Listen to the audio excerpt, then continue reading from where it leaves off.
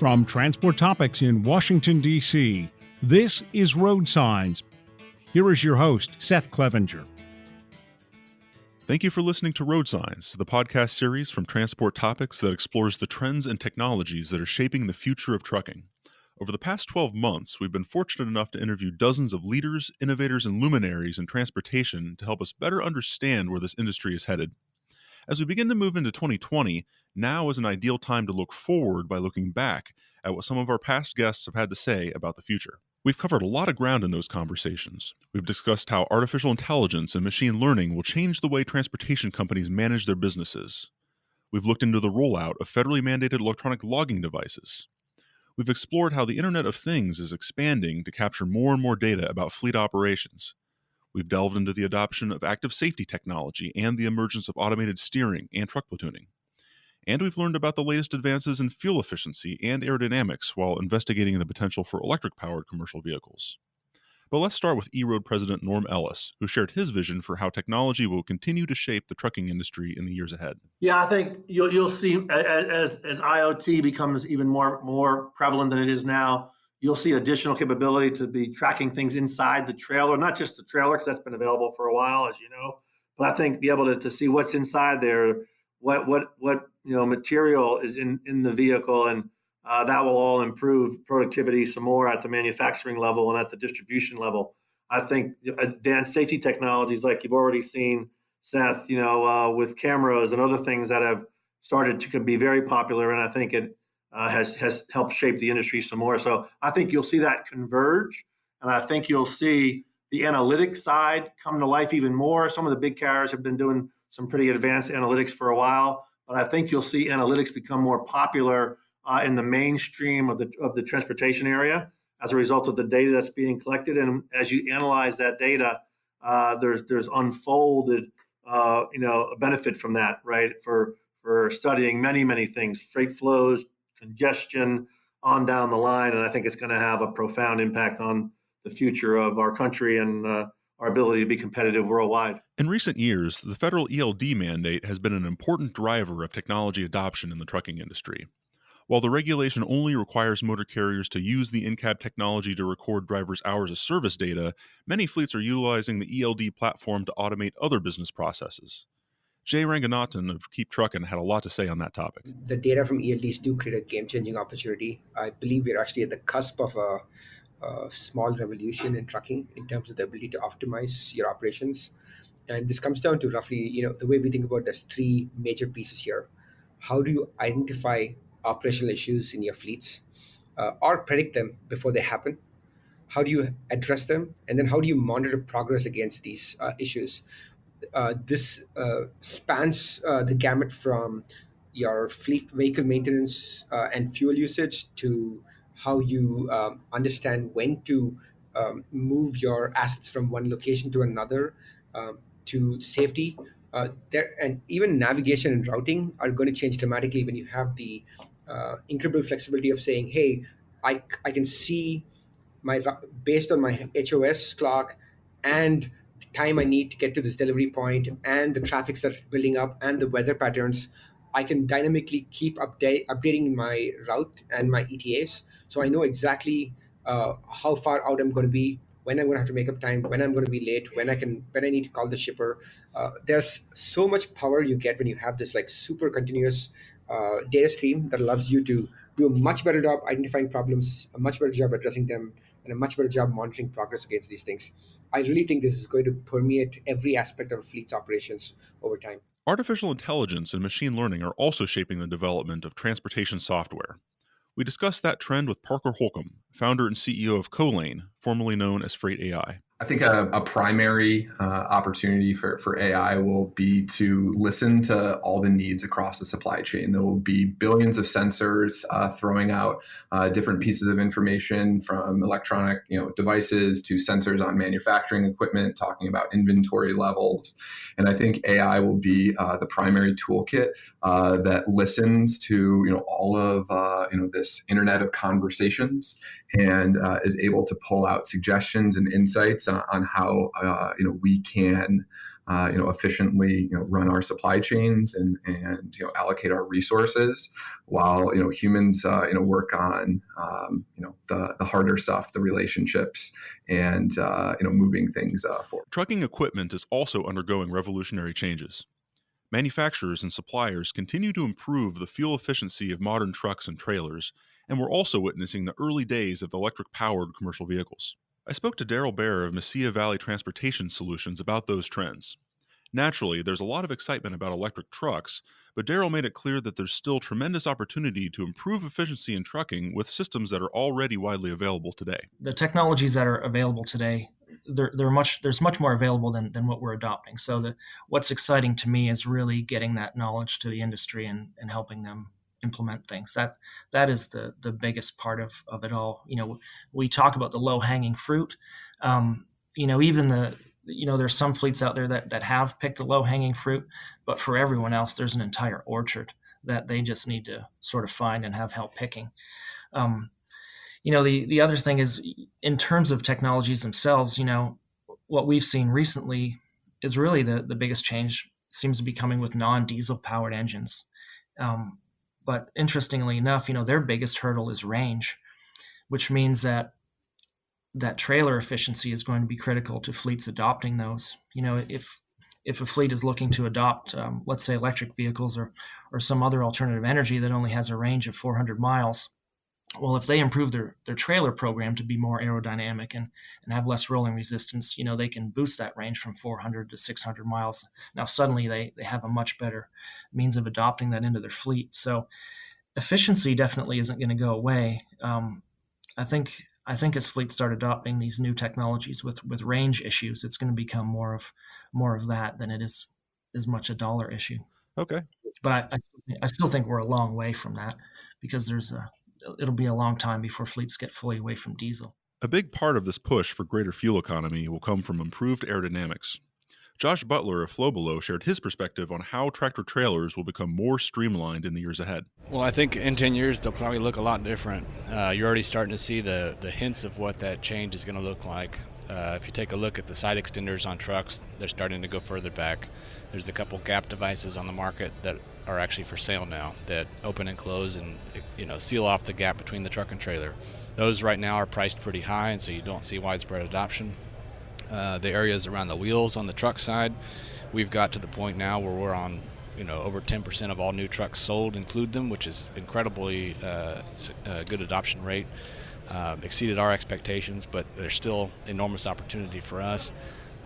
So that's a trend I'd see around the wheels. The gap between the truck and trailer I mentioned, that could be addressed from the trailer side too. I think the preference on the fleet side is to have that come from the truck, because you've got the ratio of trailers to trucks.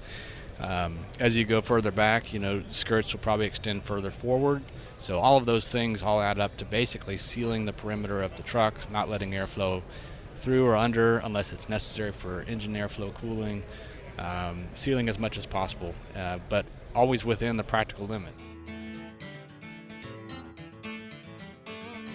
10 everyday uses of Transport Topics on Alexa. 1.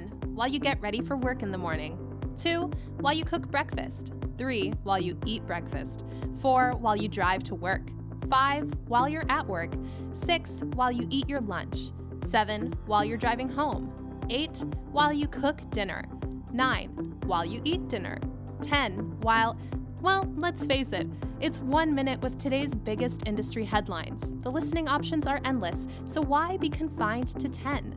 Simply say, "Okay, Google, talk to Transport Topics." We also discussed the future of automated driving technology for commercial trucks, including Level 2 automation with automatic steering control, as well as truck platooning in highly automated vehicles. Chetan Murichley, the CEO and founder of truck platooning startup Locomation, shared his thoughts about the industry's future. We will definitely see some early generation electric trucks in the short haul parts, or the last mile or last couple of tens of miles delivery part. We will definitely see a lot more connected vehicles with different levels of automation, and we will definitely see some automated driving. I believe in the next decade, we will start seeing some fully driverless trucks on select routes, but I don't think it's going to be a blanket solution, and we will not have every single semi-truck driving itself with no human present on the cab in the next decade.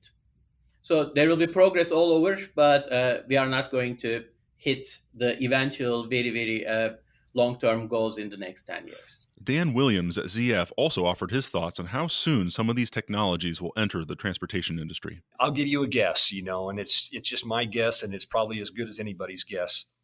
I think we're going to see these level 2 systems, really appear on commercial vehicles in the next 5 years. I talked about how, they'll start out appearing kind of slowly, I think, over the next few years, and then maybe 5 years out. I think I mentioned earlier where, there could be this explosion where once we hit this critical mass where, you start being able to add, different functions for, a very small marginal cost.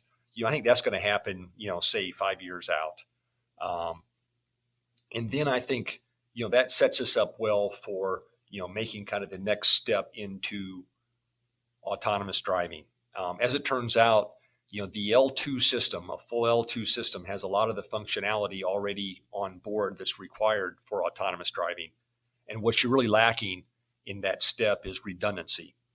And, what redundancy is required is really kind of dependent upon the duty cycle. For example, if we have a duty cycle that is completely in a restricted area where there's really no interaction of this vehicle with the general public, that step from an L2 system to a autonomous system, can be a pretty small step.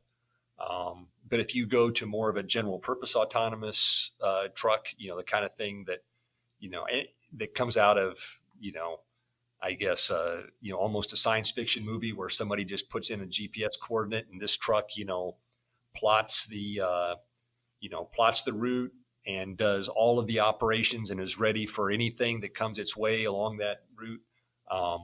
That's going to be longer. I think there's going to be, sort of an evolution in autonomy from, 5 years to maybe 10 years or maybe even further out before you see, those kinds of, fully autonomous systems. But, certainly that's going to be kind of an evolution. There's going to be certain duty cycles. Another duty cycle that would be important to mention is, we kind of mentioned it already in passing, is the high-speed lane keeping. That's what, some of our trucks, that's what they do most of the time. And that's actually in the terms of the kinds of things that cause complexity to autonomous driving, that high-speed lane keeping mode is pretty well controlled. So, that'll be something that will be, fairly easily automated as we go through this evolution. And, that'll be something that will obviously make a big difference to our industry because, in many cases, that's 95% of what our trucks do. Mike Hawthorn, CEO at Bendix Commercial Vehicle Systems, shared his thoughts on how automation and advanced driver assistance systems will come to trucking. I really think that ADAS is the predecessor to highly automated driving. And as you see this, I call it an evolution because I expect you're going to find more and more interaction between the machine and the driver in a way that keeps that whole environment safe. And that underneath is leading us all to understand better how a truck moves, truck motion control, the dynamics around what trucks do in different situations, all the data collected around that with our safety direct concept. Some of the startups that you referred to are learning tremendous amounts about how trucks actually operate out in the wild, as it were. And from that, they can start to build the artificial intelligence algorithms that can then, in the long term, be appropriate for highly automated driving. But I think ADAS is here for a long time. And I think the things like corner cases that you can't necessarily anticipate until you actually have it, and it's a very rare event, are going to necessarily have to be captured and incorporated into the ADAS system so that then they can eventually become part of the highly automated driving system. John Morrison, president of WABCO Americas, had a lot to say about this as well. Yeah, I think it's a really interesting time because you can't, at this stage, really pick which path you go. You have to really stay open to technology. You have to stay open to the vision of what full automation might bring. What we're working on is building automated capability. So each block of technology that we add, whether it's in collision mitigation, in ADAS, in steering, we want to add those pieces that really progress the vehicle to enable a more automated function, again, for safety and business benefits as well. when we talk about full automation, there's some really interesting things that are happening there, obviously, with certain companies like Waymo and Too Simple and Embark. And as we look at braking, what WABCO does, also there's some interesting things as the brake system itself has to prepare for that platform. And there's certain things like redundancies and failed operational braking. The proliferation of onboard video in trucking is another big trend that continued to gain steam in 2019. Adam Kahn of Netrodyne explained how he sees that trend converging with other technologies. So I think there's a great progression of vehicles getting smarter, and I think there's a nice convergence between AI and road knowledge to maybe allowing the vehicle to use that information to either adaptive braking or proactive braking. The other piece that I think is really interesting, for the 2 years we've been selling Driver Eye, we have about 500 million minutes of data that's collected. Every month we have about 750 unique miles that we generate. So I think there's a lot of richness that can be drawn from those driving patterns. If I can look at an intersection that I've had a vehicle go over 20 or 30 times in a week, I now know the dynamics of that intersection. What's the light pattern? What's the speeding pattern? How many vehicles are typically in that intersection? And it's really powerful information when you take that data set and now you embed it back into something like McCloud, and now you have smart dispatch with road knowledge, with safety parameters. It starts to create a richer set of intelligence in terms of fleet productivity. Jim Angel of Trimble Video Intelligence also described what he sees on the horizon for onboard video and trucking. I think two big things. One, I think artificial intelligence is going to start playing a key role in edge analytics, things like being able to create events for rolling stop sign, railroad crossing, construction speed limit, having the camera visualize another opportunity to capture a type of event that would give the carrier information about that driver. Then the other thing is I think all of us vendors have to make a concerted effort to make coaching more automatic and easier. The hardest part about coaching a driver is getting them off their day to sit down, watch a video with you, and then spend that 10 minutes talking about it. The only way that that's going to be more and more and more successful is to make that easier and more efficient. I think those are the two big things that you'll see in the industry. And I know those are two of the things that we want to work on and spend a good amount of time on trying to figure out what's that right solution. Tom Curie of Kingsgate Logistics offered his perspective on how artificial intelligence will evolve in the trucking industry. I think the opportunity is incredible. Most of the AI and the machine learning that we are leveraging today, it wasn't birthed in the transportation industry. It was birthed in other industries. It was birthed in healthcare. It was built in marketing or whatever it may be. And we've been able to grab it, adopt it, kind of tweak it a bit to make it work for transportation. What I think you'll find is you're going to find some technology providers who are going to step up to the plate, and they're going to start leveraging some of this same technology, and it's going to change the way that we do business going forward. Freight visibility was another hot topic in 2019 as shippers continued to demand more detailed information about their shipments in transit. Mark Carroll of Descartes described how technology could help the industry meet those rising expectations. So I see two trends. One is absolutely technology playing a bigger role in transportation logistics. I think if you look at the industry, traditionally we've been lag adopters of technology. We haven't really been on the forefront. There's a plus to that where we get to see other industries kind of fight through those adoption curves and learn from that. I think that there is definitely a need for efficiency within the space, especially as we look at things like potential margin compression and the pressure that's coming from shippers to be more real time. I think we're definitely going to see technology continue to permeate its way into the industry. The other trend that I would say is I think we're going to move more to more complete solutions. Right now, it seems like the transportation logistics space is full of fragmented solutions, right? Single solutions that fix one problem. As I look at that from a sustainable perspective, I think when you look at the customers, they're going to want to be able to go to a small handful of providers that can offer them multiple solutions. Lily Shen, the president of Transfix, also shared her vision on where the transportation industry is headed. Yeah, it's a really exciting time for the industry. There's a lot of investment coming into the space, and I think a lot of solutions coming out to the market. Some incremental, and a number of moonshot ideas. And I believe it's truly healthy for the industry. At the end of the day, though, I believe that data is king. And one's ability to build a true data platform with a superior user experience is going to recognize the best network effects and efficiencies that can really change the industry and move it forward in the short, medium, and long term. Some of the other trends that you might see may materialize in 10 to 15 years. It'll take time, mass adoption, and scale.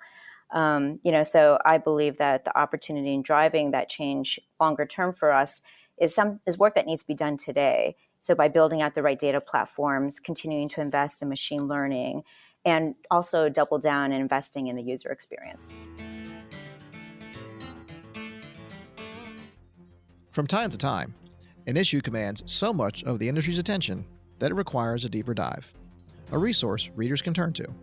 A TransportTopics special report. In 2019, we produced two. One on the rising tide of electric trucks that are promising to reshape how goods are moved down the road.